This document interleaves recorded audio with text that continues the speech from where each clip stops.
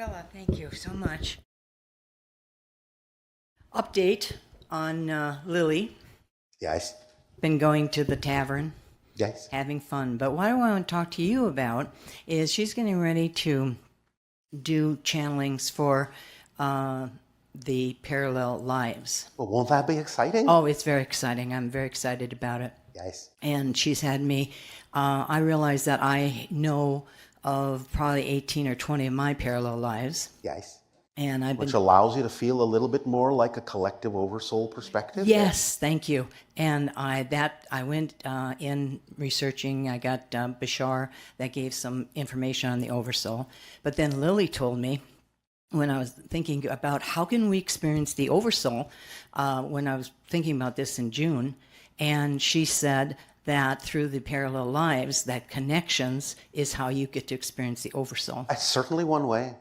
Yeah, and that's the way that excited me. So I'm All right. getting all the information Yes. about my lives and All putting right. that together. Well, this is another reason, as a parallel reality specialist, why we created the pin charts that we told you Yes. about before. Because it allows you to understand your connection to lives, upline and downline and contemporary.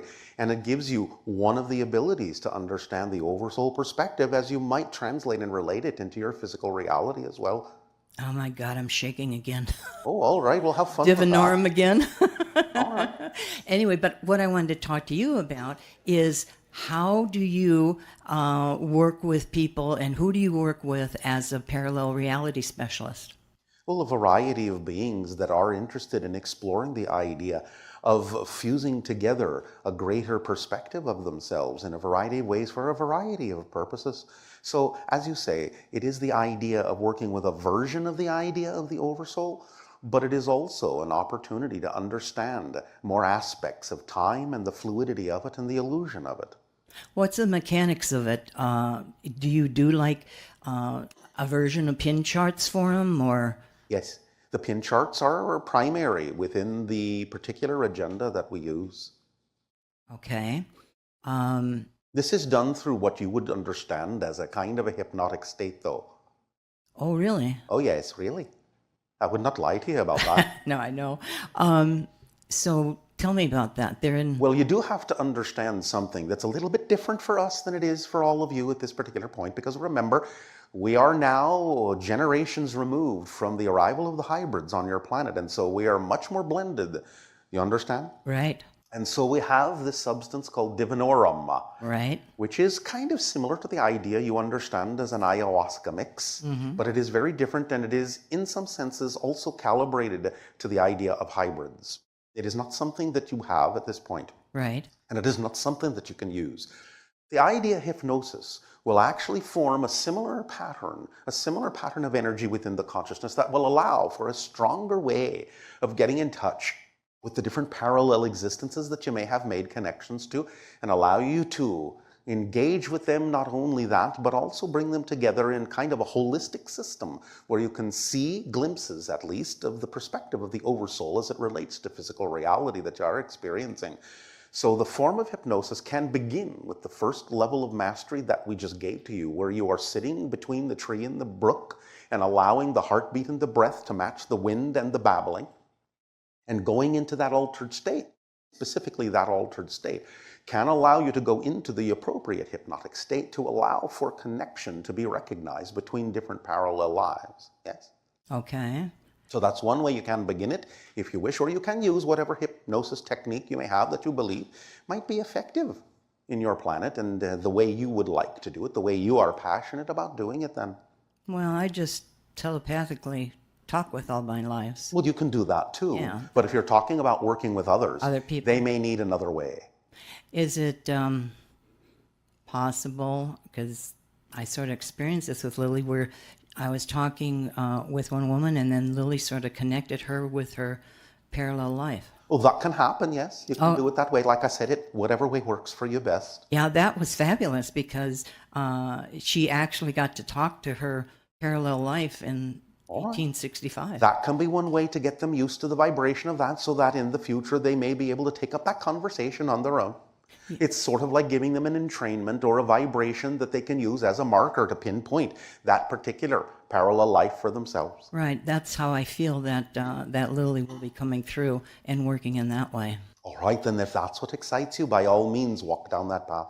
Tell me about, I know she has her inn, Yes. the Stargazer Inn, and I go and visit her, and it's fabulous. Well, you understand that that's a different Stargazer Inn. What do you mean? You told me that was her inn. The idea of Stargazer is someone who has the Stargazer Inn. Lily is connected to it, but not exactly in the way that you might think. This is a story for another time. But the idea is that she is familiar with the Stargazer Inn, but Stargazer herself is another being. Oh, you told me in I December. told you something different. No, you told me Oh, that no, she I has told you something the different. Stargazer Inn. That was her inn, and go to the I'm tavern. saying that she is connected to it, but not in the way that you think. There is another level to this and another chapter to this. And we gave you the basics, but we did not give you all the details of exactly her relationship to the Stargazer Inn. So it's not exactly the idea that she owns the inn and runs the inn. Stargazer does that. But Lily has a very important place in that inn, but it is a little bit different than you think. So we will let you discover some of that on your own until next time, when we will give you more details about that. Okay, because that's really confusing. I understand, but it doesn't have to be. We simply gave you the most simple version of the idea of her connection. But don't assume what that connection means, because there is a lot more detail to it. Because you told me to go there, talk to her. She's the hub. I understand. For it. I understand. But hub means many different things. Okay. It doesn't mean that she's serving drinks. No. Stargazer does that. Okay. You understand? They work together. Then why am I going to the inn to see Lily all the time, like you suggested? I just told you, she hangs out there a lot. And she is very important to the inn. Okay. And she uses the inn as a hub for certain things. But it's not because she runs the inn. Right. She runs what happens in the inn in a certain way. Ah. So you're just making an assumption on your own about what it is that she does in the inn. It's Stargazer that runs the inn overall, as you would understand how Right. people run restaurants Yes. on your planet. Yeah. But Lily does something else in the inn that acts as a hub for people to come and experience something very different while they're in the inn. Okay. All right? All right. So let that clarify within yourself as you move forward, and we will discuss this with you at another time as well. Okay. Very good. Thank you very much. Thank you very much.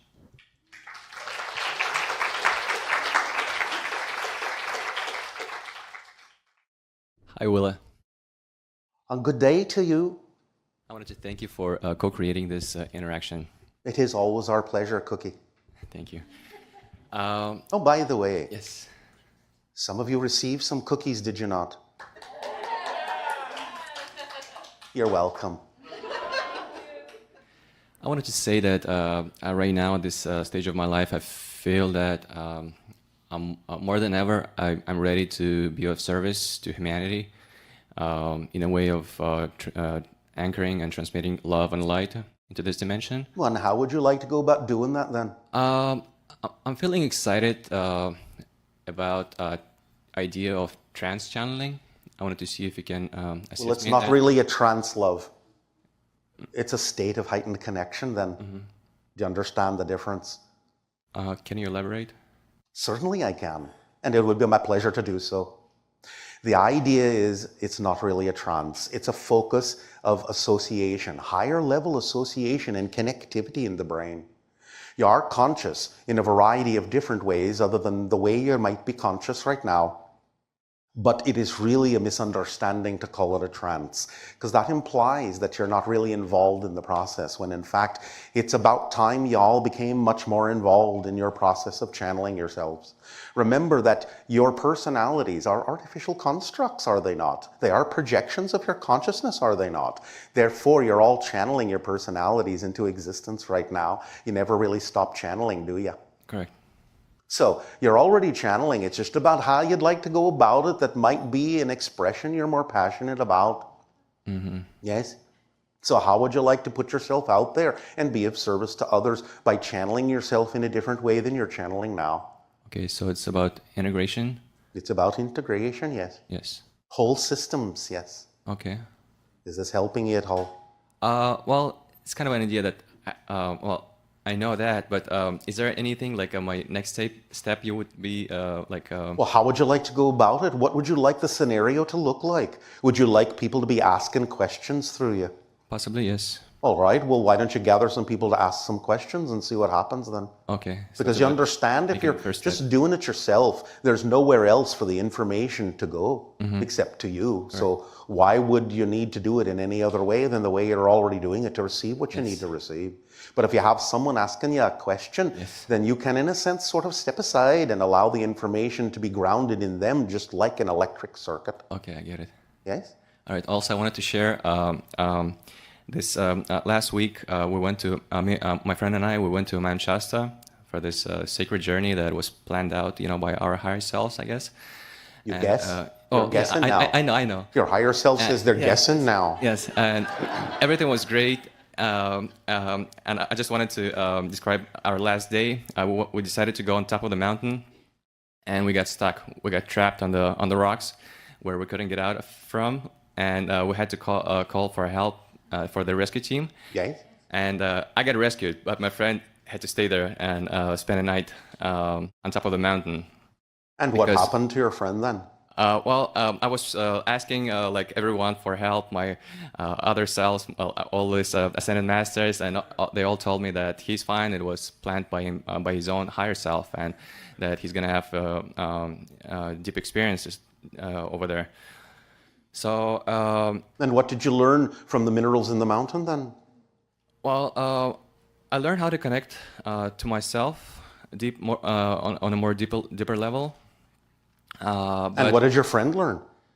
I guess about same experience, but part of this question is on his behalf. He wanted to.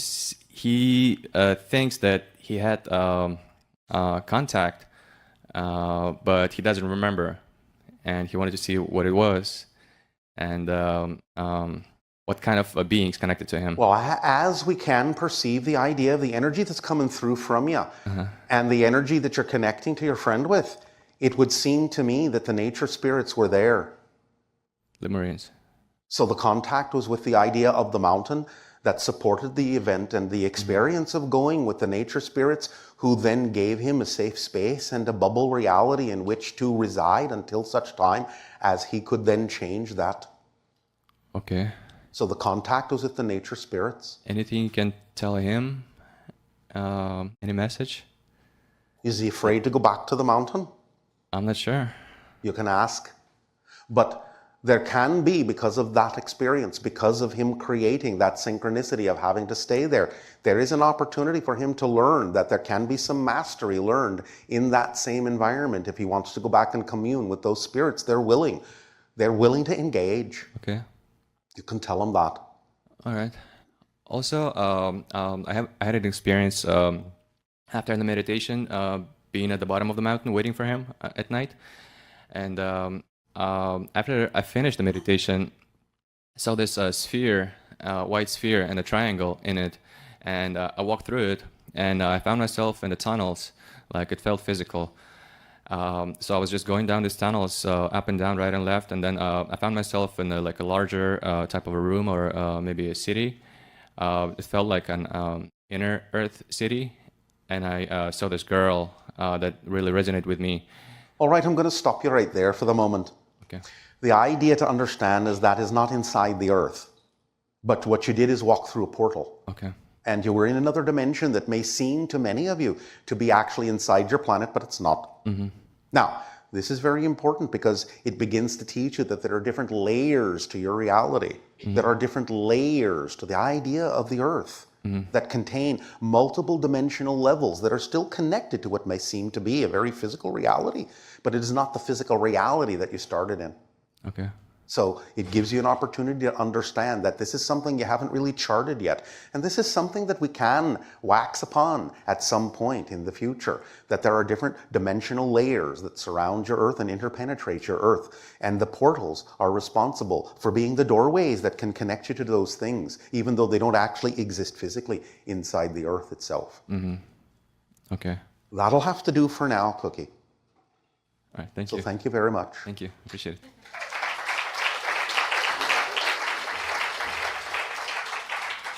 Anyone else then? Hello, greetings. Greetings to you then. I have more of an experience that I'd like to share and make it as brief as possible. Not much of a question.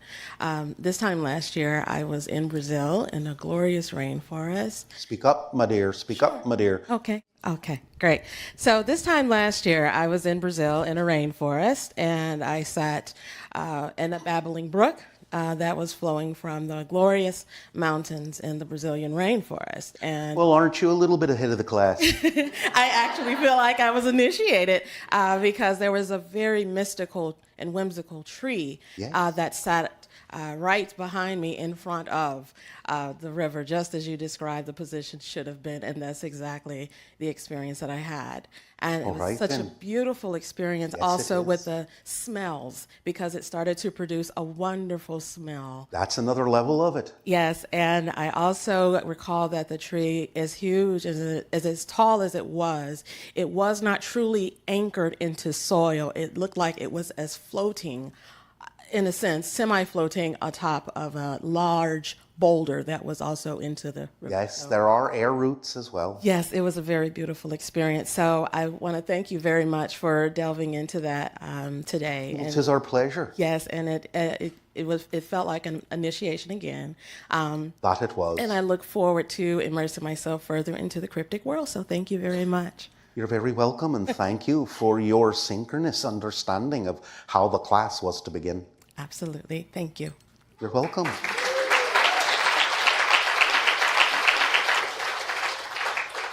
And is there a third who would like to chat? Here I am. All right then. I'd like to start off by saying hello from someone else. Hello from Jess Bearer. She's down in Australia doing the cryptic work, and All right then. Send our regards. I will. Thank you very much. My heart's beating pretty fast like a rabbit. I think a fox is chasing me or something. That might be me, It might be. in my shapeshifter form as the fox. When you were describing the meditation to go through with the trees and the brook, really the environment around me changed. It really felt like white mist came and enveloped the whole room, and I focused completely on the body that you're channeling through now, and it was really a powerful thing. That's the crystallization of the electromagnetheric energy that the nature spirits use. So sometimes they will engage themselves within the idea of the cryptic meditation as well to aid and assist and bring you along. So you're getting a preview of the idea of the crystallization of the electromagnetheric energy then.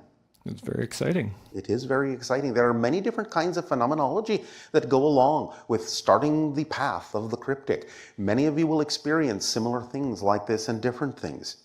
And it will give you an indication of exactly where your strengths lie. And it can give you an understanding then of exactly the path of least resistance for you in moving forward along the path of the cryptic as to what different kinds of phenomenology may pop up and appear before your eyes or in your senses when you are doing these first steps into the first level of mastery.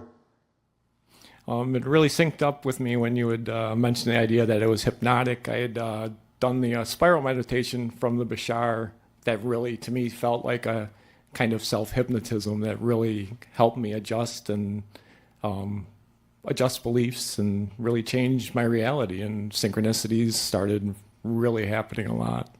Aye, that's the way it works then. So I'm excited to continue this journey, and By all means, please do so. thank you very much. And we welcome you. My love to you and Bashar. Our love to you as well. Thank you.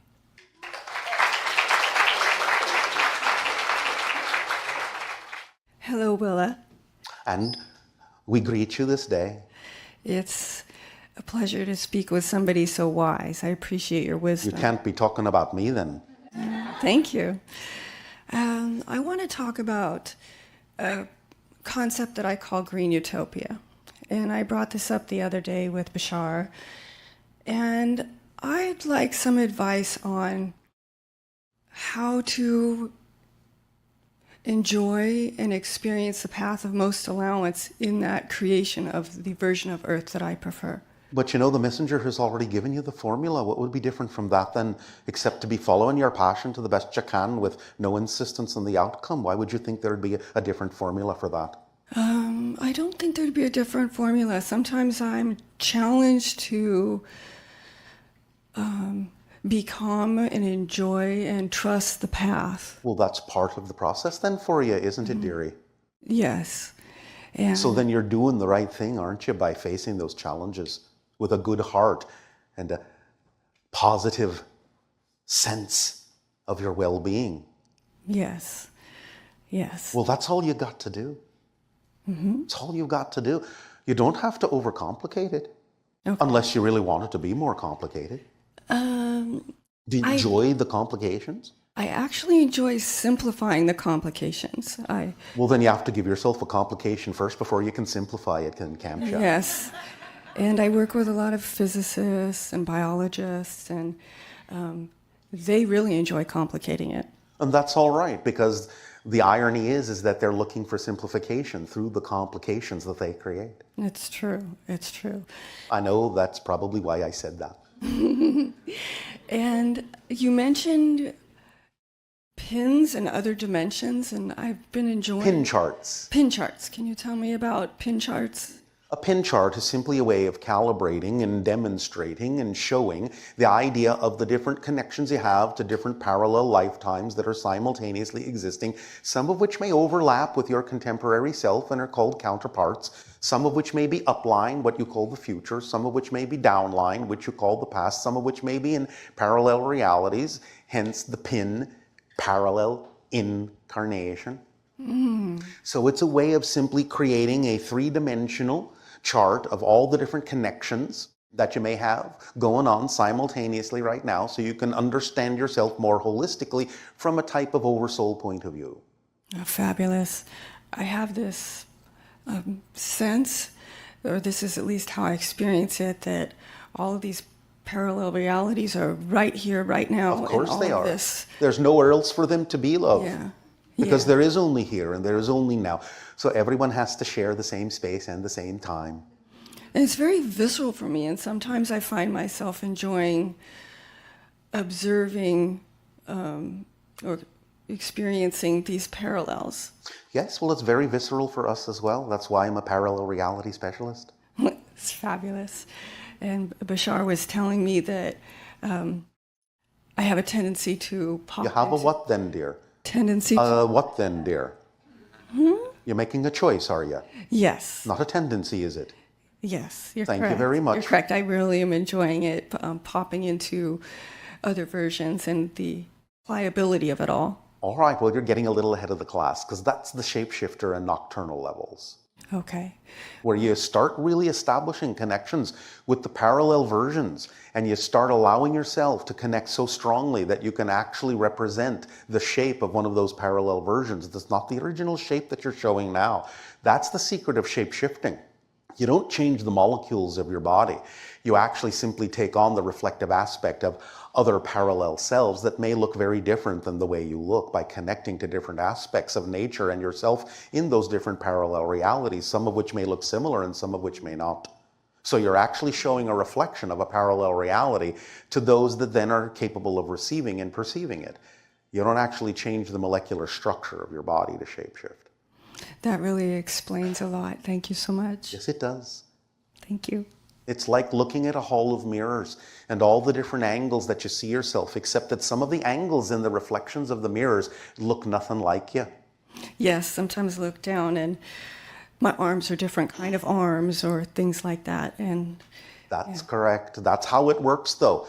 It's the idea that everything is a reflection in an infinite hall of mirrors. That's the thing that the shapeshifters understand and can use to their advantage in that way, by making a stronger connection and identification more and more, as we have begun to discuss, from the oversoul point of view, so that they can reflect and represent many of the different aspects of their parallel connections to those around them. it's fabulous. And it's one and all related to animals and plants and the oneness. And I like that too. And let me tell you another thing about the shapeshifters, because many of you don't really have an understanding of how it looks when they actually shift their shape. Because the idea has been presented in many of your movies and so forth and television shows, that you will just see the body sort of morphing and changing from one shape to another, but that's not actually how it looks. The way it looks is more like the idea that you would call the flipping of the pages of a book, where each page is a slightly different shape until they go from the shape they were to the shape they wish to be. So you're actually seeing them go through all the different variations to get from here to there. I really It can happen so fast that you barely notice it, but that's actually what happened, and many shapeshifters can slow that process down for you. So you actually see them going through that process, and it's like the flipping of the pages of a book. Yes, that explains some other experiences too. I much enjoyed watching that frame by frame that happens a billion times a second. That's because they are progress in revealing front that it of is me. a frame-by-frame experience, as we have, and the messenger has already told you, the idea of your shifting through billions of parallel realities is a frame-by-frame experience then, and so the shapeshifters have the ability to actually demonstrate that if they wish, each and every frame that they shift through. And everybody has that ability. They're just You do, unaware. it's just that it's happening so automatically, and you create this illusion of continuity that you don't really notice it, but you can slow it down and you can start to see it. Yes, And that's what the shapeshifters do. That's what they have learned to do. very fun. Well, that is the third level of mastery. And then there's 5 levels. The nocturnal comes next after the cryptic, and that's getting in touch with the idea of the parallel realities and a few other things. And then the shapeshifter is third. And then the sage, what you would call the idea of the wizards and sorcerers and so on and so forth. That's the fourth. And then the fifth is called the wraith, where you are, in a sense, capable of becoming a quasi-physical being and having connections to the spirit world while still manifesting the idea of spirit on the physical plane as well. Fabulous. Yes, it is. And we'll get there eventually in the ideas that we will share with you. But first, we must start at the first step in the first stage of the cryptic so that you anchor yourself like the roots of a tree to Gaia and the earth, so that you may be very stable when you start to stretch out and explore these higher energies, and so that you do not lose your way. Because it can become very confusing when you stretch out to those other dimensions. You don't want to lose yourself or lose the theme that you're exploring. So anchoring yourself solidly in physical reality by communing with nature in a variety of ways is the first stage. Okay. Does this help you then?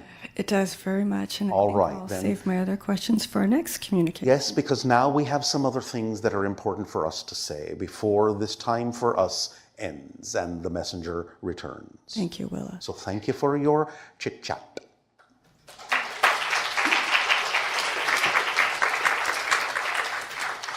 So here at this time is what we would like to share with each and every one of you, because we understand that there are some very important changes happening in your societies at this time with the revelation of secrets and the idea of the balancing of the male and the female energies on your planet, which is of paramount importance at this time.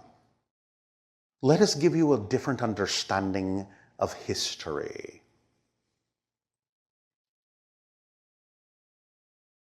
Man, and when we say man, we mean the male of the species, has been attempting to do something now for a little while on your planet. It began most in earnest with the idea that you called the space race, where men attempted to get something into orbit. This is because of an understanding that is unconscious that something needs to happen to create balance in the world within the males. They have been attempting to create their own moon. Earth, what you call the Gaia, is often understood to have the feminine energy, the Mother Earth. The moon, as you know it, also is a reflection of feminine energy in many ways. Men have no moon, but they need to have a moon. And so what we will tell you this day as a little surprise, not that this is an absolute, but you'll find now that as you begin to shift and choose different parallel versions of Earth, you are exhibiting what the messenger would call a 75% probability of going down the path we are about to describe. And therefore we are allowed to share this idea with you as a sneak peek to the probability that may happen sometime between what you call now and 150 years from now, Earth will capture an asteroid in orbit and have 2 moons. You'll still have the feminine moon, but now the small asteroid will orbit faster around the Earth, and it shall be called the Sentinel Moon, and that will be the man's moon. And when you see that moon in the sky, and man will have his own moon, will the Earth be in balance and harmony between the male and the female. For man knows this is missing. This balance reflection is missing from the male on your planet. And that is why man has been attempting to put something in orbit all this time. That is what they are missing, is the Sentinel Moon that allows there to finally be a symbol of reflection for the balancing of the male and the female energy within mankind. And this is the beginnings that you are seeing now, where there is all of this disruption and all of this coming out about the idea of the female expressing their power now and not allowing the idea of the fear-based beliefs that have been harbored in the hearts of men for so long to continue on your planet. This is the beginning of the breaking up and the shaking up of this idea that will, in all probability, if you continue along this path, reflect itself ultimately in the second Sentinel Moon. For in my time, something that has not been shared with you yet, Earth has these 2 moons. We thank you for allowing us to share this sneak peek into the probable reality path that you are walking down at this time. And we invite you to continue along that path, my cookies, so that you may join in the world that is the path that leads to my reality, where we can express the 6th hybrid race to its fullest form, and eventually one day, 300 years upline from me and 1,000 years ahead for you, begin to take all the 6th hybrid races and blend them into the 7th, which is something that will never have been seen before in this particular universe. The Anuhet. We thank you for this opportunity to experience the great love that pours from your hearts and allowing our heart to pour into yours. Our unconditional love to you, my cookies, and we wish you the best of days. Good day to you all then.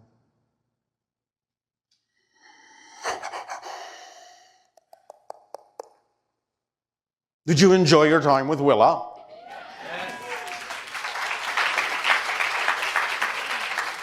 All right. So we may continue now, if you wish, with your questions and dialogues for us. Hi, Bashar. And you good day. It's a great joy to connect with you. And you as well. I have actually 3 statements that I want to share with Willa, but it's okay. She'll get them. Okay. So I want to say to Willa that she has brought a lot of excitement, happiness, joy, play, and inspiration to my heart, for which I want to thank you. All right. She says you're welcome. So for these 3 statements, first, the idea is that this summer I have been working in the Yellowstone National Park, Yes. and I've spent around 1 month exploring the idea of being a housekeeper. All right. And as I was doing this, a thought came onto my mind that housekeeping is also a form of expression, a language, but a different type of expression of the same language that could be, for example, experienced through music. So a musician could be, for example, giving off certain vibrations through its music, and so could a painter through his paintings. Yes. And this same effect that a musician would have on a person listening to its music, a housekeeper could have by the right structurization of energy. It's all a form of art. Yes, giving off certain frequencies by creating this resonating energy field in the right way. Absolutely. So regardless of the form, the effect that one person gets from music, another person could get from something else entirely, such as Absolutely. housekeeping, even though it could be perceived as completely irrelevant or small or not important. It is not irrelevant at all. So no matter how it seems through these different symbols and reflections, it is always the same thing, same language which is being said, the language of existence and Yes. all that is that we are a part of. In the different dialects. Yes, and in that way always reflecting the oneness between all things. Yes. My second statement, everything always reaches for the highest expression of itself.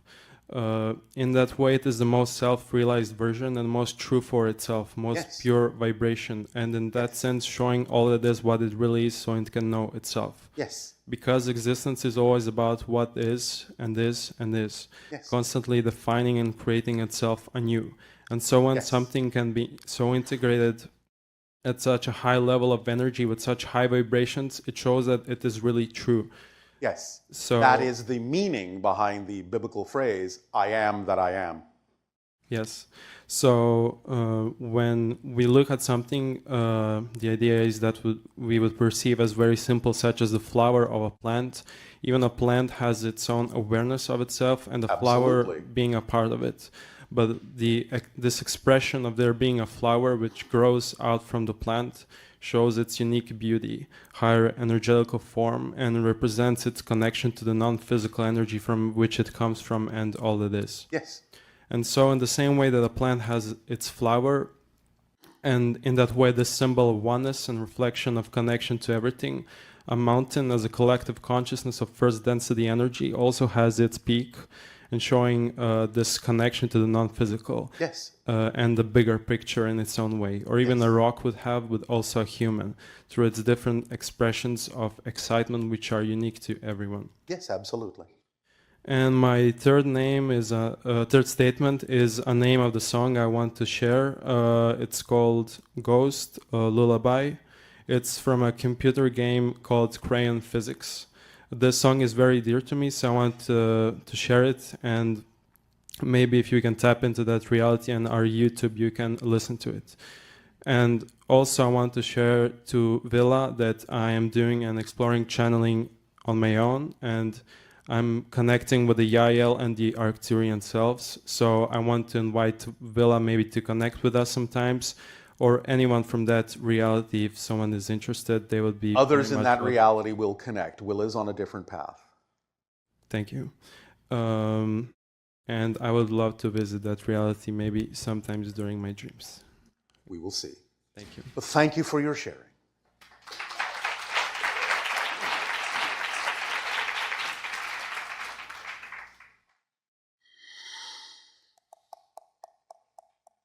Hello. And a you good day. Thank you. I also wanted to talk to Willa, but she'll hear.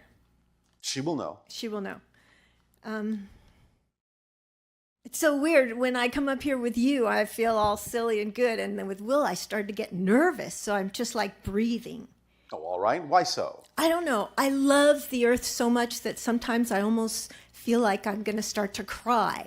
Well, that's all right, because you're centering yourself. Again, it gives you an opportunity to release negative beliefs or things that are simply no longer relevant for you, which always create chemical components in the body that when you let them go have to be washed out, and more often than not that happens through tears. So again, releasing through tears of old beliefs is a form of centering, a form of matching the frequency of the reality you prefer. So that's fine. That's fine. Okay. So I spent about 17 to 20 years camping in woods with trees, with rivers, with lakes all across the United States and Europe. Yes. And one of the things that I wanted to ask Willa was, do I have some of the cryptic abilities with all of that time already without even knowing about her? To some degree, yes, of course. It's a natural thing many people can gravitate to without necessarily knowing that such things have been enhanced in the future. Because I don't remember actually seeing nature spirits. I remember pretending I'm talking to them and playing, and You thought you were pretending. I thought I was pretending, yes. But again, it's one way of beginning to lay the foundation for communication that you will recognize as actual communication. So it's all right to play. Eventually, when you bring yourself into a higher resonance of being a cryptic, it will become more obvious that there is actually communication happening. Right now, you can continue to pretend to lay out the template for the communications that can occur later that you will recognize as actual communications. But they're also giving you a chance to acclimate to their energy in a variety of ways, and they also do need to acclimate to you. Okay. I do have a lot of writings in my journals. If I went back, I'm sure there would be certain things, but Yes. In fact, some of the communication actually did wind up in some of the things that you wrote. yeah, I feel that. I want to be able to open more Go right ahead. and use that or enhance it or Nobody is offer it. stopping you. Okay. So I just came back from 3 weeks in the Sea of Cortez, living on a boat, Yes. snorkeling every day, Oh, dolphins, fish, Yes. seahorse, octopus, Yes. eels, beautiful crystal water, bioluminescence at night, all the stars crystal clear, Yes. wet all the time, and exploring underwater, a whole new experience for me, magical and How exciting. so exciting. So after the dolphins, the last one day in a storm, a whale beached itself in our cove. No one else is there. Yes. And I snorkeled out to it. And I didn't know if anything was wrong. I couldn't see any wounds, but it was very strange. And I didn't know what to do. I was talking to the whale and telling the whale about my friend who would know what to do if she was here, and telling about my friends. And then I just started to sing to the whale. Yes. And I love you songs and silly songs. And I didn't know what was going on, but finally I sang, and then half hour or more went by, and the whale, I could see the blows, and she was so beautiful. And then I left, and then the next morning when I woke up, I looked, and I couldn't tell, but I swam back, and she had transitioned. And so I saw the wound, and I got to touch her Yes. all over, and she was so beautiful. It was a different kind of whale. I don't even know. You were given a great gift Yes, as you an explored honor. that being's world. She was willing to come into your world and allow you a more immediate connection, willing to give herself in transition with that gift so that you could make the connection that you needed to make. Wow. And so I know that I create my own meaning, and I was thinking, what meaning do I attach? So this is helping me tremendously. Thank you. You are welcome. I feel so honored. The whale is still with you. Just because it's not physical doesn't mean it's not with you. It is now, in a sense, functioning as what used to be called a totem for you, an animal spirit guide. Yes?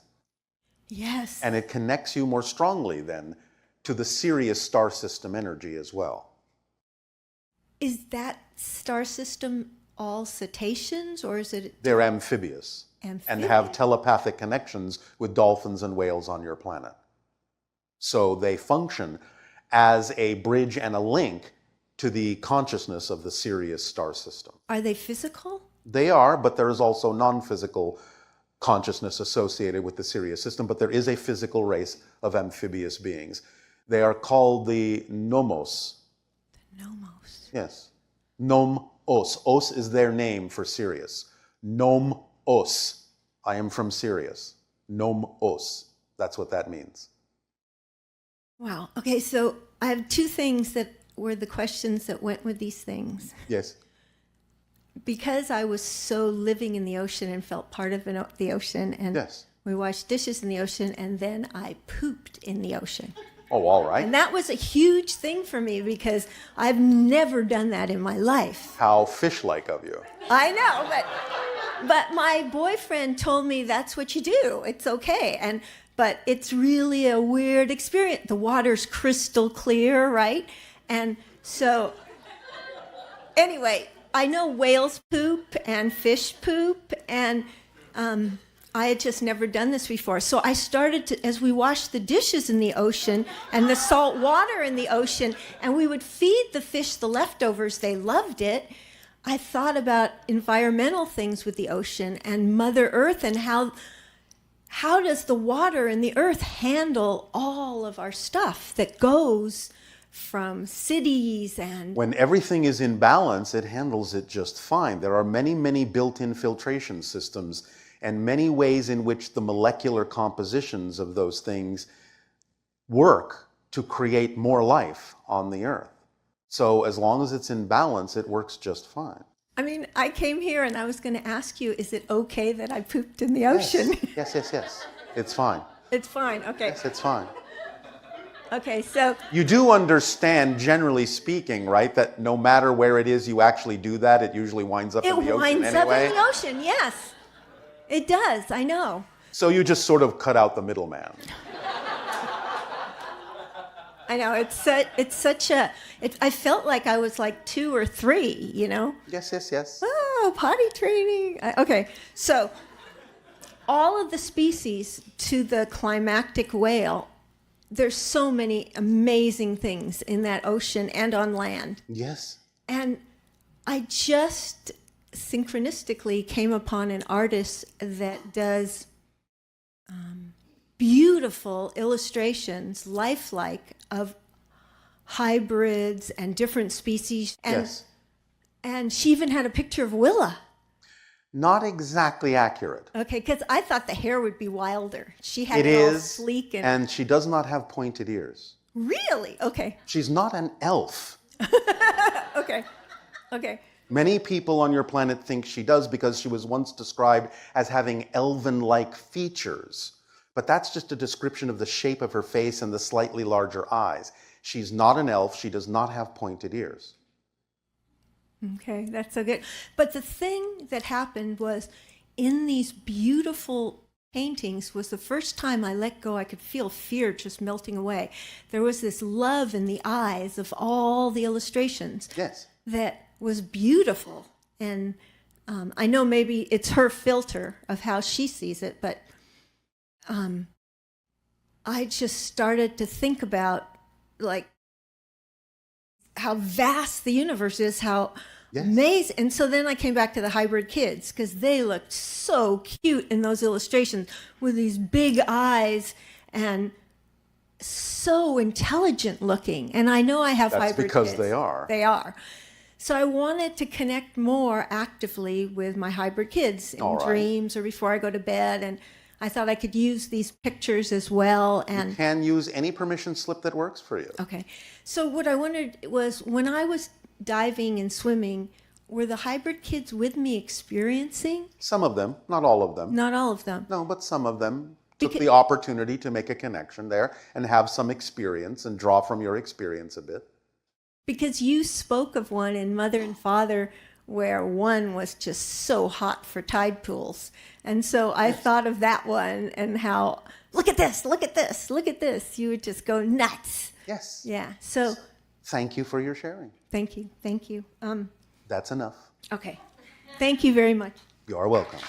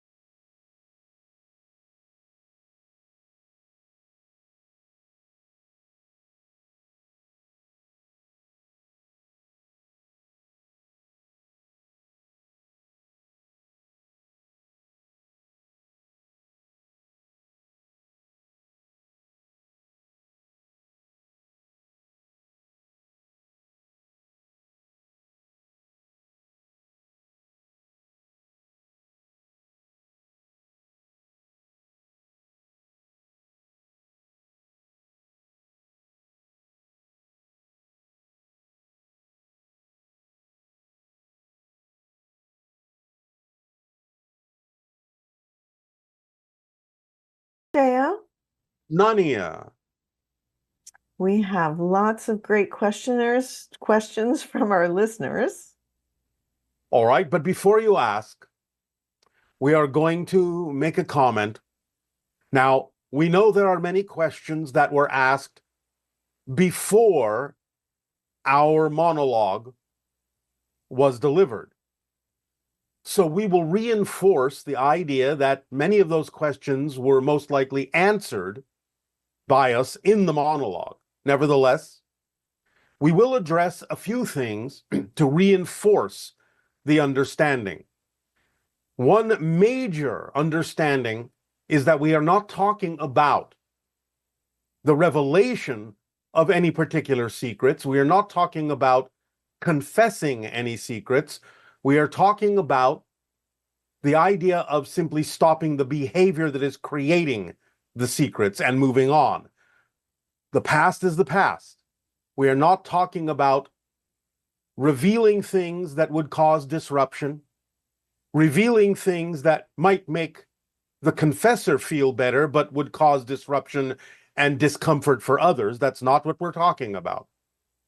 There are secrets that can be revealed that would be beneficial to individuals and beneficial for humanity, and revealing those is fine if in your estimation it will actually have a positive effect.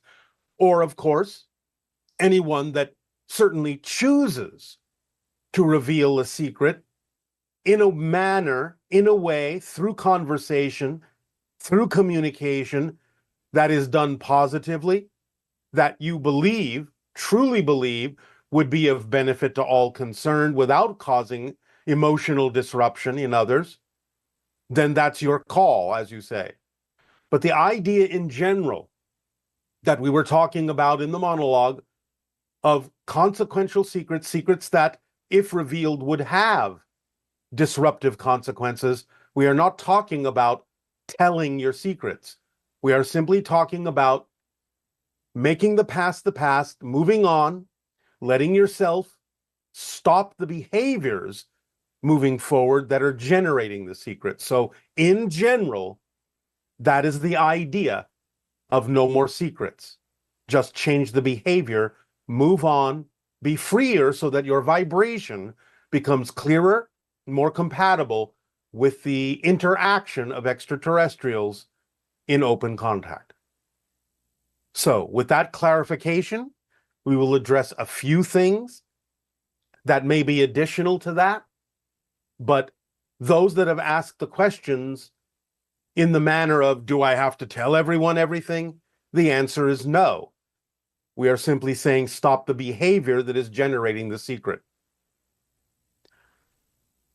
Please proceed. Okay. Does the idea of letting go of consequential secrets have to do with being fully authentic? Or is it more about avoiding insistence that others not know about some information? Yes, it's not about insistence. It is, again, as we have said, about clarifying oneself, moving on, moving forward, changing behaviors if necessary that are generating the consequential secrets, things that you know may be out of integrity, out of alignment with circumstances and situations that you have co-created with others. So again, it's not about the insistence of anything. It's about letting go, being clearer, being free within yourself, letting go of self-judgment, forgiving oneself if necessary, moving forward in a clearer way, in a way that is more commensurate and more aligned with your core frequency, that allows you to feel freer and more your true self. Thank you. Can you discuss the difference between secrets and things like privacy, discretion, and personal boundaries? Well, as we said in the monologue, it's not about telling things that are, in essence, harmless. Privacy is important for people. Boundaries are important for people on your planet in that way, and those are perfectly acceptable if communicated clearly and benignly. So the idea, again, is this has nothing to do with the consequential secrets that we are talking about. And then what about negative thoughts, judgments, and reactions? Well, it's Should we? always a good idea to clear oneself of the belief systems that may cause those kinds of negative reactions. But again, this really has nothing to do with the idea of the consequential secrets, except in the idea of changing your behavior, changing your reactions by getting in touch with the belief systems within you that would cause those reactions when they don't necessarily benefit you or allow you to move forward in a clear way.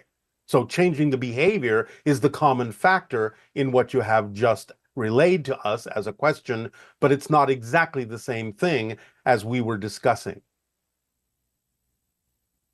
And what really needs to be worked through with others versus what can be handled privately by your letting go of the beliefs or Well, associated with again, them? that's up to you if you believe that working things out with others would have great benefit for all, that you can work through it with others together in a positive and constructive and loving way. But again, there is no insistence that you must share or reveal the secrets that have been being generated by behaviors. It is only really primarily about stopping the behaviors that are generating the consequential or negative secrets. Okay, and what are some things we can change at a collective level to make people feel easier about letting go of consequential secrets? Well, again, this question is being asked as if there would be repercussions by revealing the secrets. That's not what we're talking about. So the idea is to understand again, it's all about changing your own behaviors to stop doing the things that are creating the secrets. It's not about the idea of revealing the secrets and then having to deal with repercussions. Okay, and if the harmful behavior is not ended, does that mean that the secret will be revealed? It Does is this quite mean that? possible. It is quite possible because there is an inertia going towards open contact that, in some sense, if that is your desire to move in that direction, will force certain issues to the surface that then have to be dealt with in order to clear it out. So we are simply giving you the understanding of what to do that is preemptive to the need to have to deal with the revelation and repercussions that might happen if you don't change the behavior now. So, yes, there is an inertia that might force them to the surface and reveal them because, again, things are becoming interconnected more strongly. People will pick up on different kinds of body language and signals that you may not even be aware of that would reveal the idea of the behavior that you're doing, creating the consequential secret.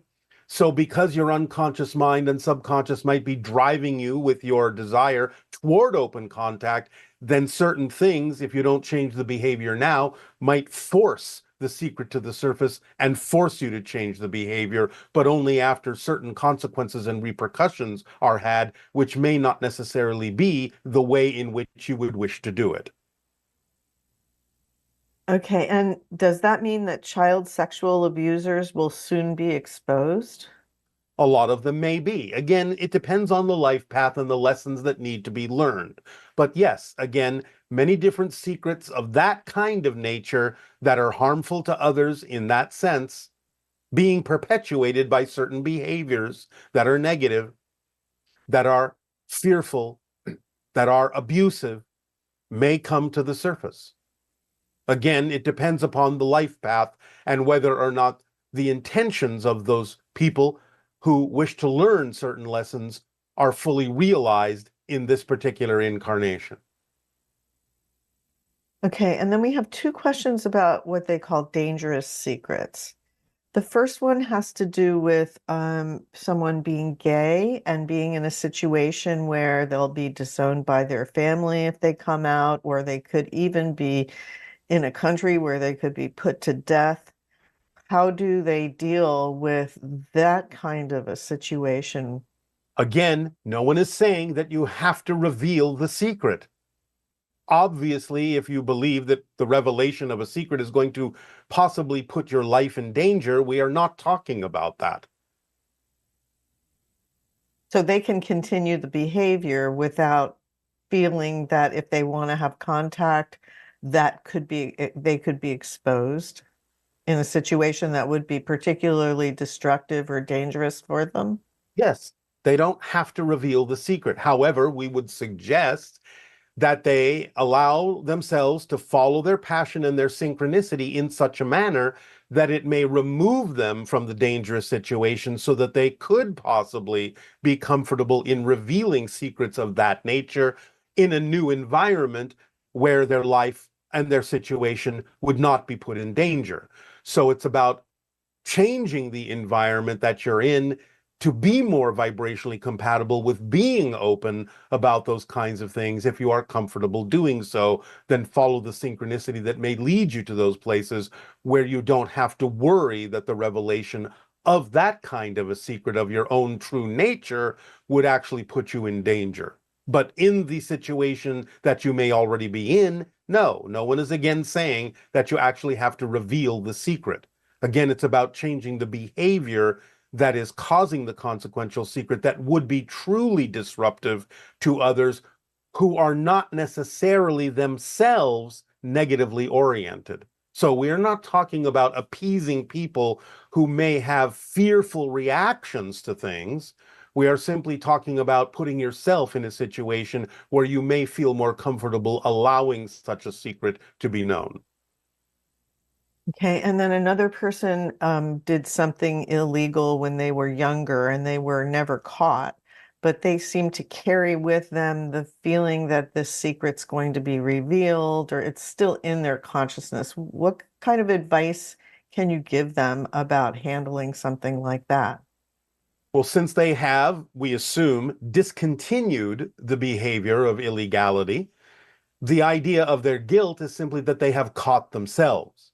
So in other words, they are trying to punish themselves when no one exterior to them caught them and punished them.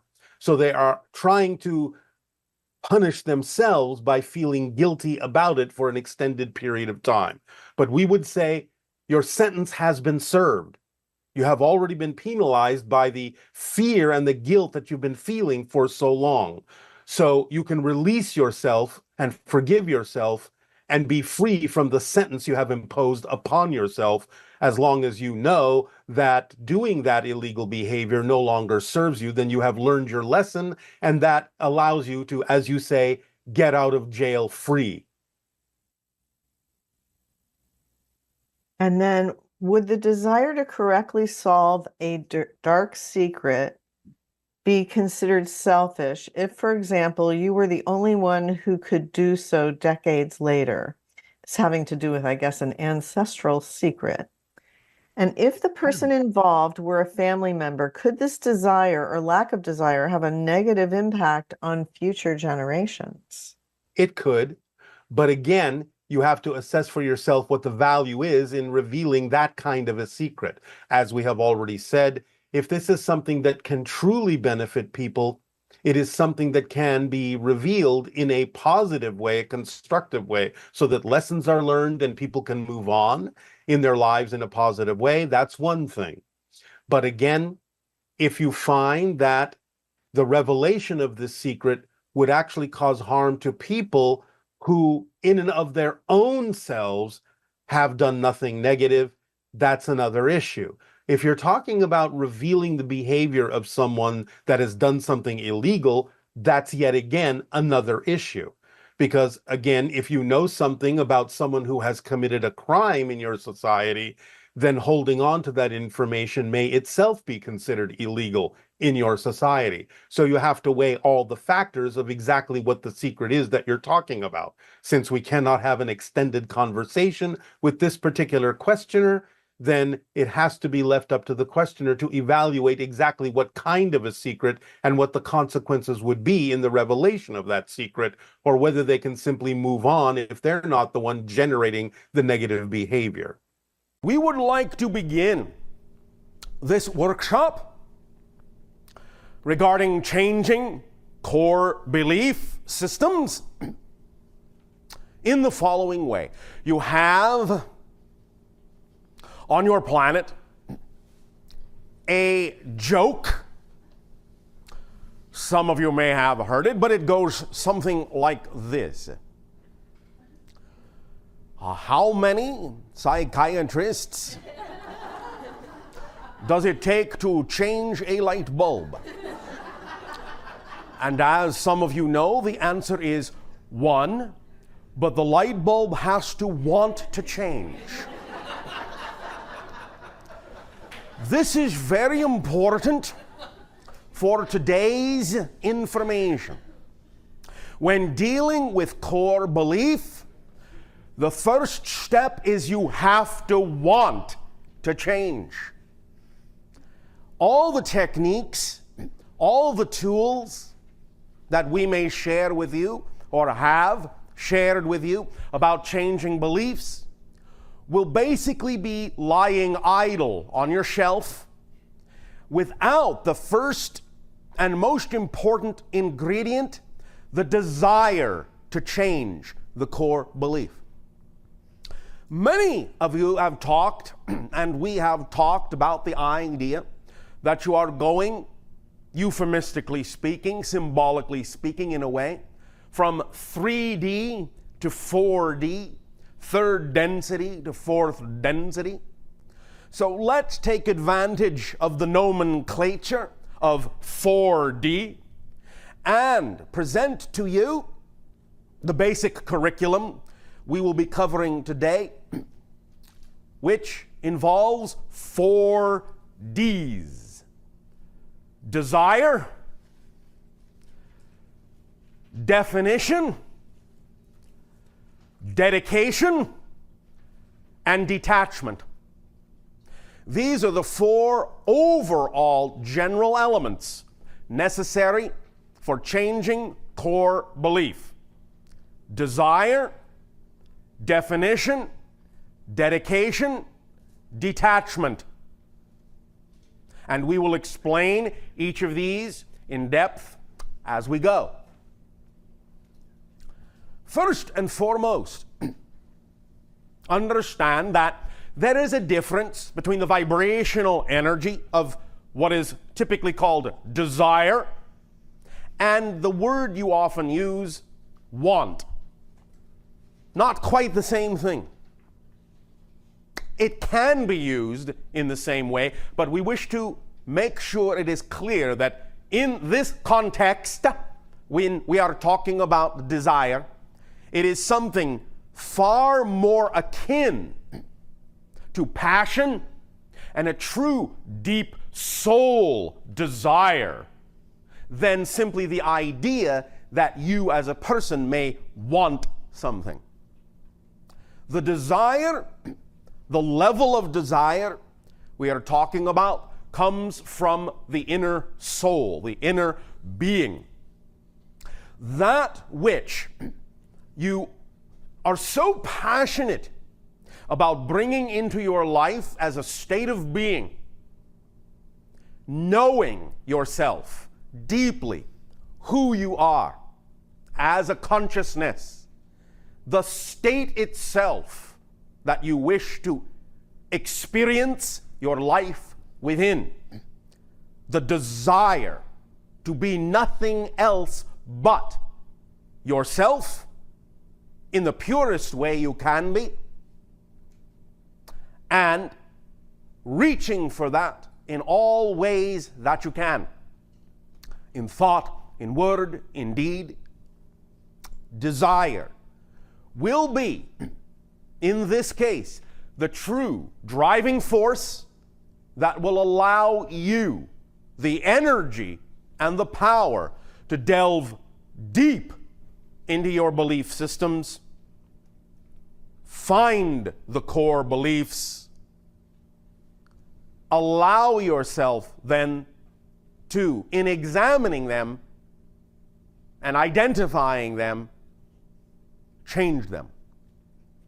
The desire, first and foremost, must be paramount in the utilization of these techniques, paramount in your focus for examining core beliefs. The desire to change, the desire to change, overwhelmingly, overpoweringly, passionately, the desire to change. to be who you really are, to discover that and be who you really are. Without applying the first 4 Ds of desire and definition and dedication and detachment, without those, without all 4 of them, you may give rise to a 5th D, difficulty, in changing your core beliefs. The first 4 Ds are so important in working together as a holistic system. They must all truly be present for the manifestation, for the change to occur, to be experienced in your life, in a tangible way, in a heartfelt way. So, let us, for the moment, examine one of the pages you have in your hands, not the first necessarily, not the second, but look at the lists of words, the 2 lists of words. Now, the first group of words are conditions that are required for you to survive in physical reality as a physical being. If you stop simply and take a look and think about it, you will realize how important those are. Obviously, in order to continue your existence in the physical experience, you must be born into it. You do need to continue breathing. I believe you all understand that. You all really, generally need to drink. You all generally need to eat, and all the other things, just to maintain your existence in physical reality. The second level, the second group of words, are words that are representative of, in a sense, functioning, so to speak, getting along in physical reality. Now, not all of them are absolutely necessary, for certainly you can get along in physical reality without your eyes, or without hearing, or a few other things, although some of them are essential in order to truly function in physical reality. If you will observe, there is actually only one word that is common to both lists, and that word is dream. You absolutely must dream due to the nature of how you have created your physical reality, and in creating the sense and experience of detachment, so to speak, or disconnection, so to speak, or limitation, so to speak, from the spirit world, in creating that experience of detachment from the spirit world, you must from time to time reconnect to it. And generally speaking, although of course we understand there are many different kinds of dreams, and many different reasons for dreaming, and many different meanings that you can give to dreams, many different representations that come from dreams, we are actually talking about the physical mechanism of dreaming that allows you as a being to expand and go into the connection of being a little bit more yourself in the spiritual level while you are still physical. This reconnection on a regular basis is critical for your actual physical survival and for your ability to function in physical reality. Many individuals on your planet, as some of you may know, have done what you call studies about dreaming and sleeping. And they have found quite correctly and realized quite correctly that you might be allowed to dream but not sleep so much. And if you don't sleep so much, you will be perhaps tired. And perhaps some of your functionality may be a little bit impaired.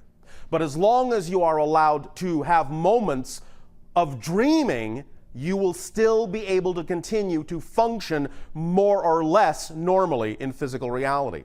However, they have also found that no matter how much sleep they allow an individual to have, if they prevent the individual from dreaming, very rapidly the individual will dissolve into psychosis. And they can actually die from that. Understand the dreaming is far more critical than the sleeping itself. So, in order to actually maintain your physical existence, you must dream. In order to function in physical reality, you must dream.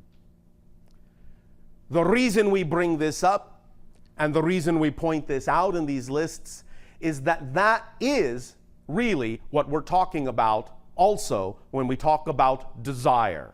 It's connected very strongly to dream. Understand that your dreams, your ability to dream, in that sense, is connected to your ability to desire, to manifest, to realize and experience in physical reality. And dreaming and desiring from the soul level, in many ways, are essentially the same thing. Because when you dream, you are creating, as we said, a reconnection, a manifestation of an experience of more of yourself, which is really what desire is all about, fundamentally. It drives you to experience more of your true holistic self. Now then, definition. We've talked many times about defining your beliefs, and definition remains. Defining your beliefs remains a critical component of accessing and dealing with core beliefs. And what we are also talking about when we talk about definition is clarity of definition. Clarity of definition. Really getting down deep into exactly how your beliefs are constructed, how your definitions are put together, what components make them up, what ideas and thoughts go into it or result from it. All the factors that stem from and help to reinforce the definitions you have bought into, that you have been brought up with, that you have been spoon-fed since birth.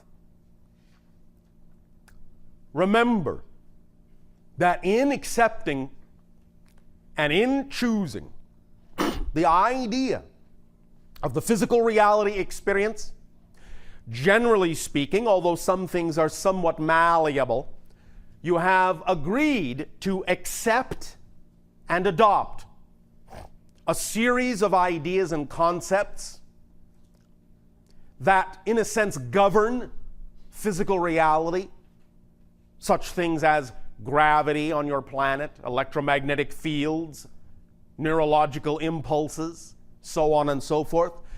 I am not saying these things cannot be changed by your vibration, but generally most of you agree to play along and let those things run automatically so that you can focus on other issues, instead of having to constantly, consciously think about keeping your feet on the ground.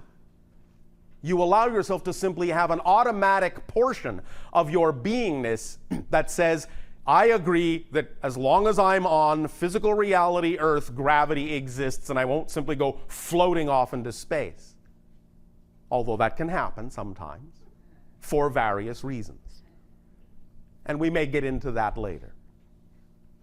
But the idea is that when you choose physical reality and you agree, generally, to adopt a series of conditions, one of those things has to do with the patterns that are already existing that result from the experiences of the parents you chose to be born to. So that in coming through them, to be physical, to be born physically, you will to some degree adopt some of those patterns from them. A kind of hand-me-down from them. A kind of family agreement that says, I will agree to explore with you similar themes, similar ideas that you may call patterns or experiences.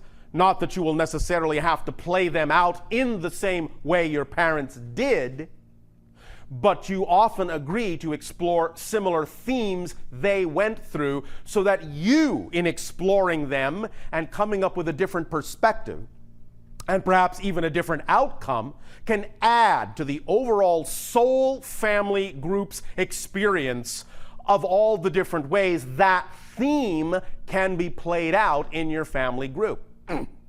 And so, you often take on yourself in being born definitions and belief systems and ideas that will result in certain kinds of patterns or schedules or things that will come up or issues that will appear in your life at certain times, often, very often, at the same times that your parents experience them in terms of the same age in your life, and you will deal with them in your own way.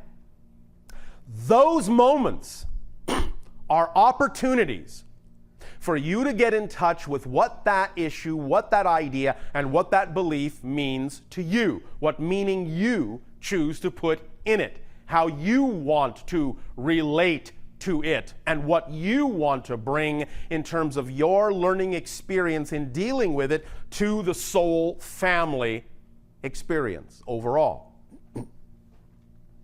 So it is very important in doing that you have absolute clarity of definition of what those beliefs are that you have been handed from your parents, from society in general, or sometimes even what you may have chosen to bring through with you,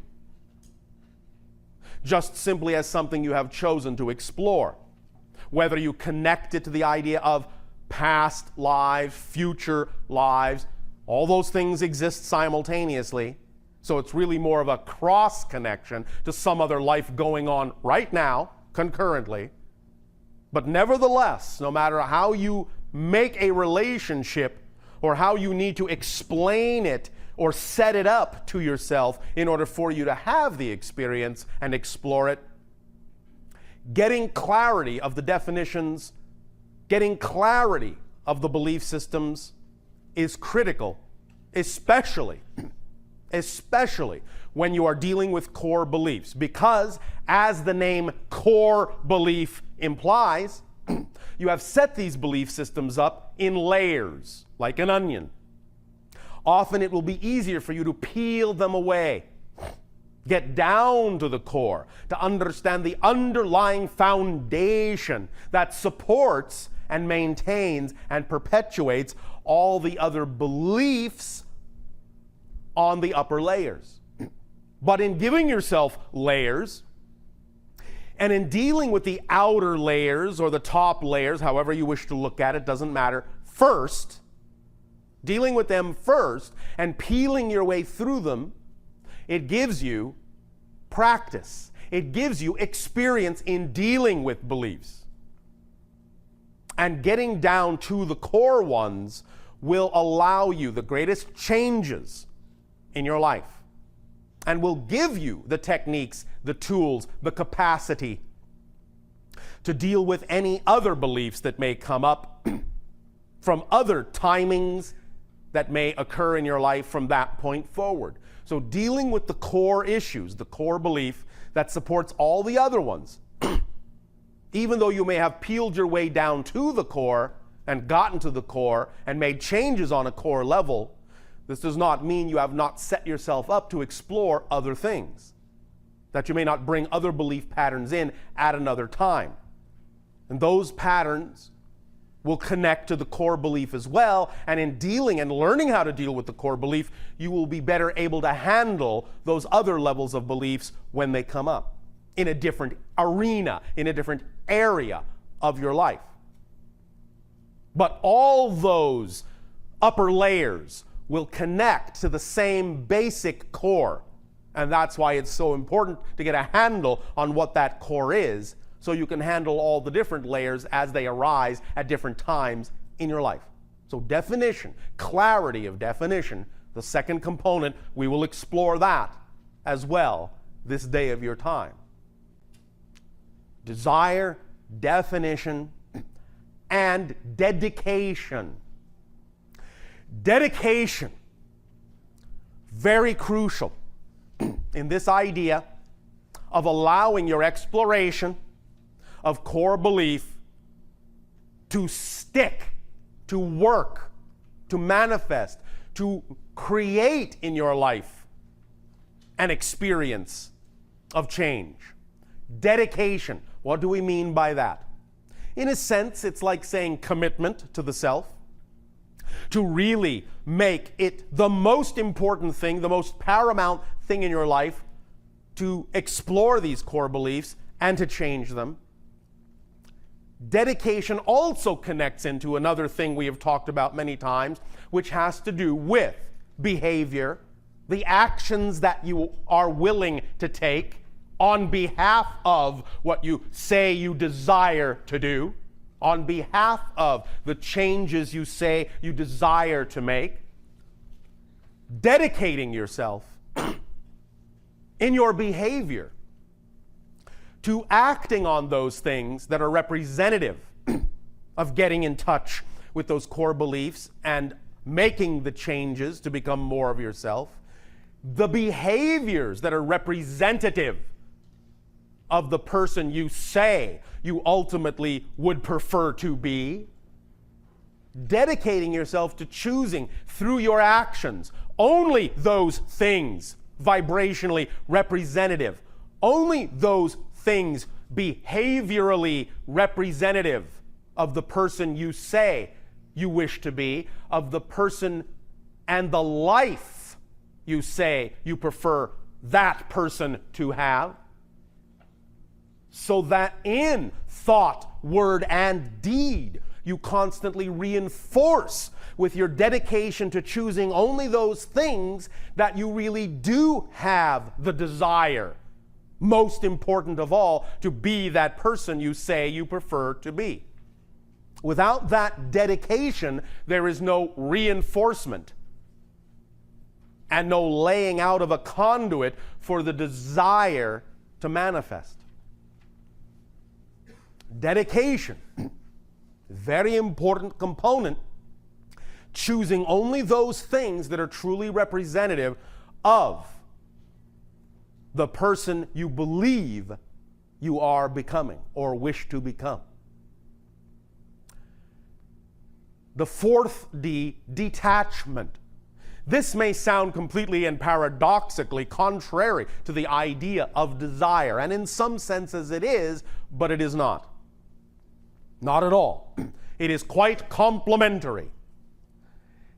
By detachment, again, we simply mean the neutrality that is so important that diffuses the idea of built-in meaning, the recognition and awareness that there is no built-in meaning, and the willingness to put the meaning you prefer into every situation that comes along, every situation that happens.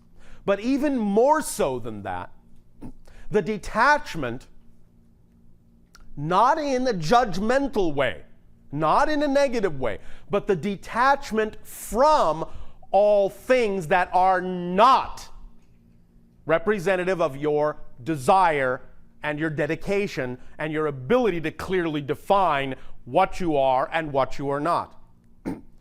Detachment also from the idea of beliefs that do not serve you. For when you have the strong desire and when you have the clear definition and when you have the powerful dedication, you will detach from the things that don't serve you. You will recognize what they are more clearly. You will discern what they are more clearly. And you will simply realize they are not you, that certain things are not vibrationally you, and you will detach from them.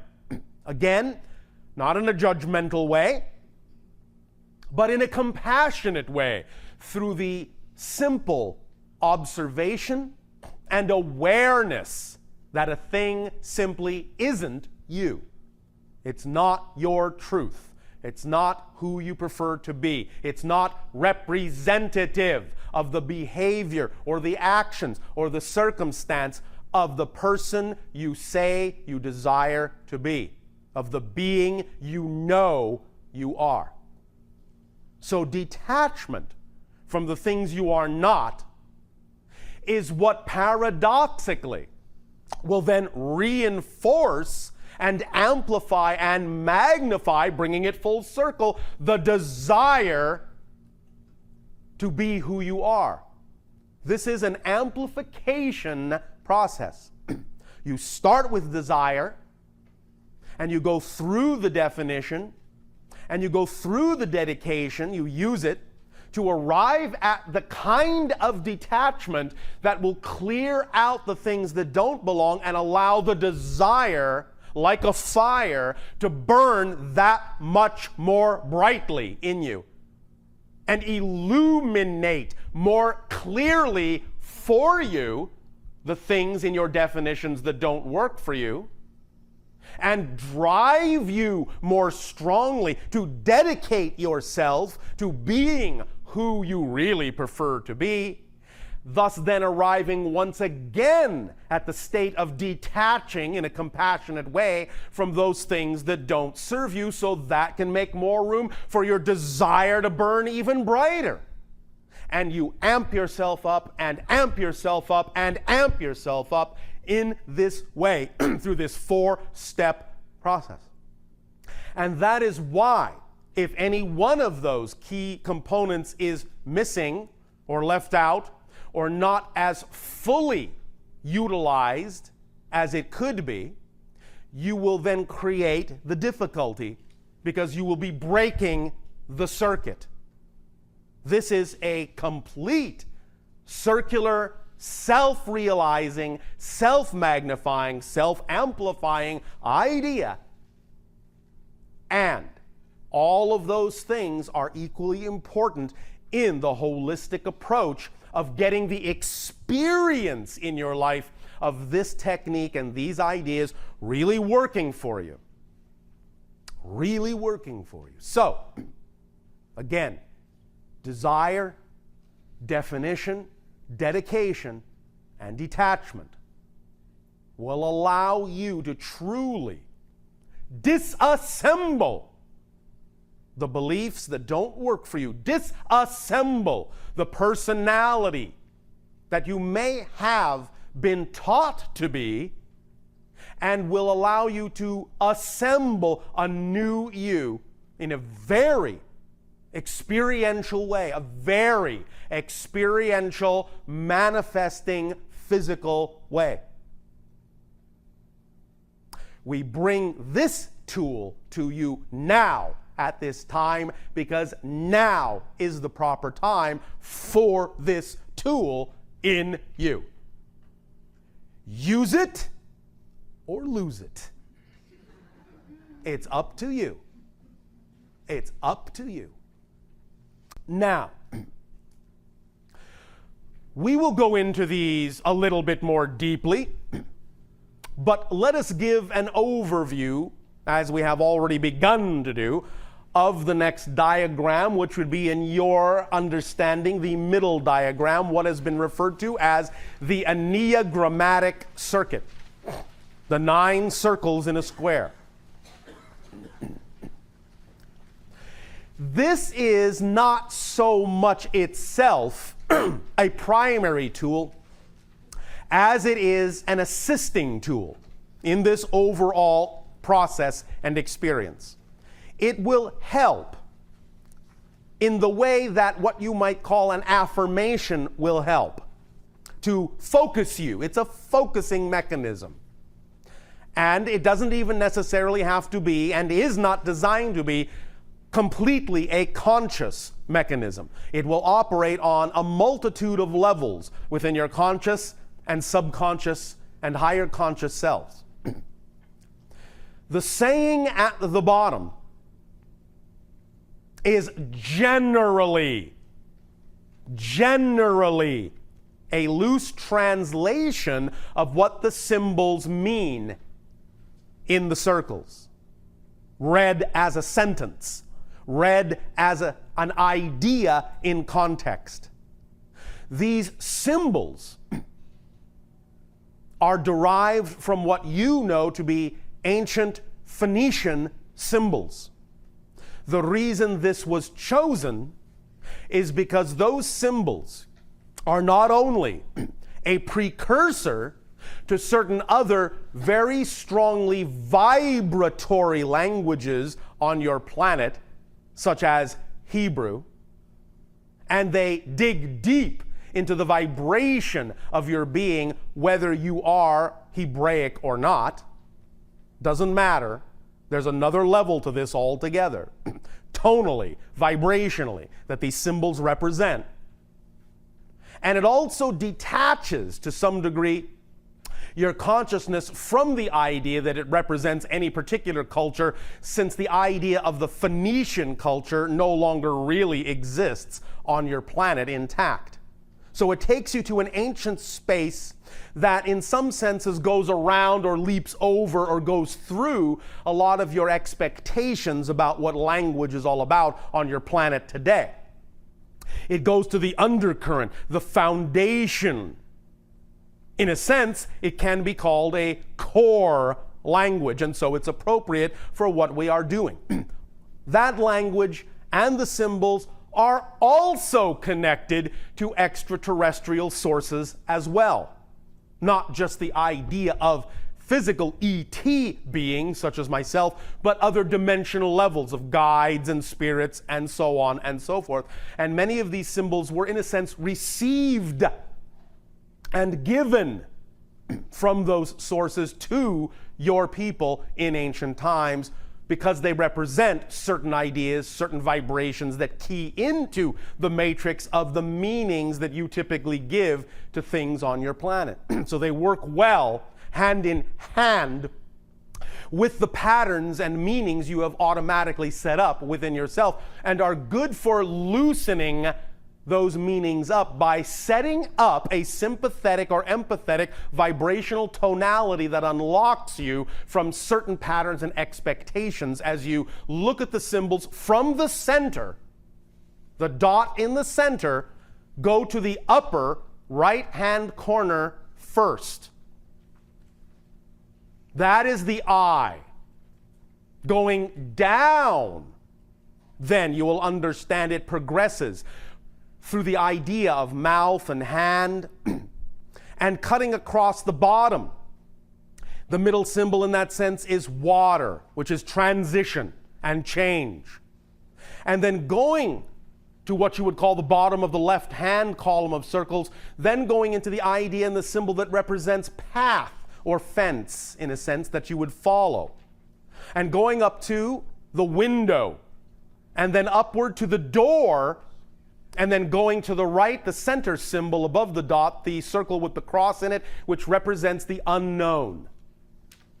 And so then in reading the sentence that is vibrationally representative of how these symbols work together, you will understand that it is when you start from the inner being of yourself and in physical reality express yourself through sight and through sound and through touch, in the way that is cohesive in what we are talking about today, in those manners of desire and dedication and definition and detachment, then in thought, word, and deed in that way will you cause the transition, will you cause yourself to dissolve into the water, dissolve the crystalline patterns and reform them by following the path to the windows and doors that lead to the unknown which opens up your reality and brings you back to the center of your being in a very powerful way. So focusing on this as a kind of meditative mudra will allow you to help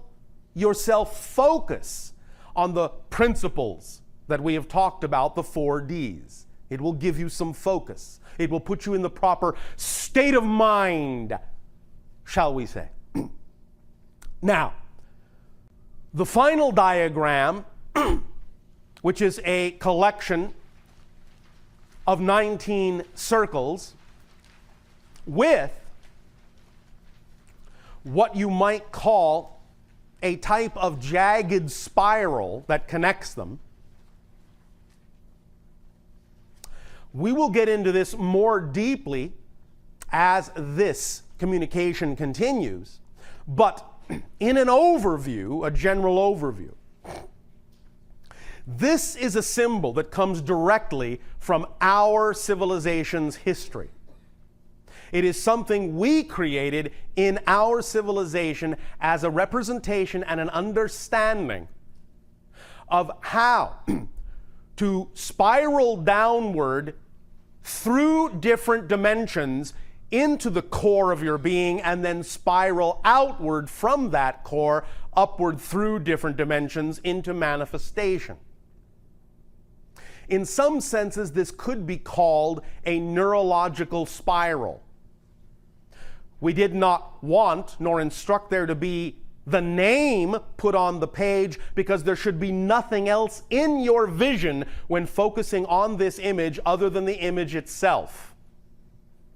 And it represents the idea of going down through the layers of your beliefs to the core, and coming up from the core through new beliefs and outward into manifestation, following that spiral. And as you can see, dimensionally speaking, the spiral itself, when you look at it in a certain way, actually takes on 3-dimensional characteristics. It sort of looks like an unfinished cube or box. Certain lines seem to come toward you. Certain lines seem to go away from you. So it fulfills the idea in a 2-dimensional plane of an actual multi-dimensional path that you actually are taking when you focus on this image, and it actually lets you pass through different dimensional and neurological levels of your belief system to the core, and brings those ideas from the core back out into a 3- and 4-dimensional manifestation. It's a very, very powerful gazing tool that will, in a sense, change literally your dimensional perspective of who, what, where, and when, and why, and how you are, and how you manifest yourself. So, set these aside for the moment. We will get back to these tools in a while. But at this time, let us focus a little bit on our journey toward accessing core beliefs. Let us focus on a primary question. That question is why? Why am I here? One of the primary questions humans ask. Why am I here? Now, aside from how we have addressed this idea on a simplistic level in the past, which is to simply say, well, why not? There are very specific reasons why you chose to be where you are. And it is getting in touch with those reasons from a spirit level in choosing this life that you begin your journey to the core. Coming down from heaven, so to speak, to earth. That passage, the why of that passage, is also essential in your understanding of what it is you will be accessing in your core, because it has to do with the themes that you took upon yourself in choosing to be physical and have a physical experience. And it has to do with understanding, as we said, the patterns you have taken on from your parents and your society and how you play those out. The why. Now, when you choose themes or a kind of physical life or experience from spirit, from that perspective, from that level, before each life, again, we understand we're speaking linearly for clarity's sake. It's all happening at the same time. It's all one. We know all the lives are simultaneous, but just so you understand this process, because that's what physical reality is all about, process, that to some degree is what takes us back to the why. Why has to do with process.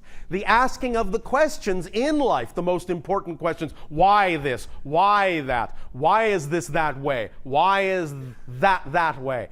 The why question is the very core of the existence of physical reality, because it has to do with the fact that only in really physical reality do you experience creation in the form called process. There is time and space definitions that give you the ability to actually experience creation in process. Otherwise, from higher levels, there's no time, there's no space. A thing just is. And there is no appreciation or depth of exploration of why that thing is. So physical reality exists, in a sense, so you can develop an experience of the deep appreciation of the why component of all that is. That's what physical reality is for. And so when you choose a physical experience, what you're actually saying is you want to dive into the why of it. Not the YMCA of it, the why of it. You want to experience that aspect of all that is, the actual creative manifestation component of the one, of the all. And you need a space-time referential point of view in order to have that experience. And in that process from spirit, each time with each life, as you choose the components that will make up your experience of the why, you are very, very specific about what ingredients you put in to the experience of that life and how it relates not only to the soul family's overall experience as well as your own, but also how it relates to every other experience you are having, both in and out of physical reality. You really look at it as a network and know that every nodal point, every life, whether physical or non-physical, in that web, on that net, reinforces every other nodal point. And so the selections of what this life, this nodal point experience of the why is all about is very specifically chosen. Now, that does not always mean that you choose every specific thing that happens specifically in the life before you come into the life. Some things are left up to the idea of randomness because that's part of the why as well. But the themes are generally specific, and sometimes certain ideas that are experienced, certain situations and circumstances are set up for yourself, by yourself, including the idea of choosing your parents, and so on and so forth, choosing your brothers and sisters, maybe even choosing some of the friends you will have, because you understand that their reflections in your life is what will drive you in the direction of your particular experience of why that you wanted to have in this life. That particular experience of self-discovery, which is the ultimate why question.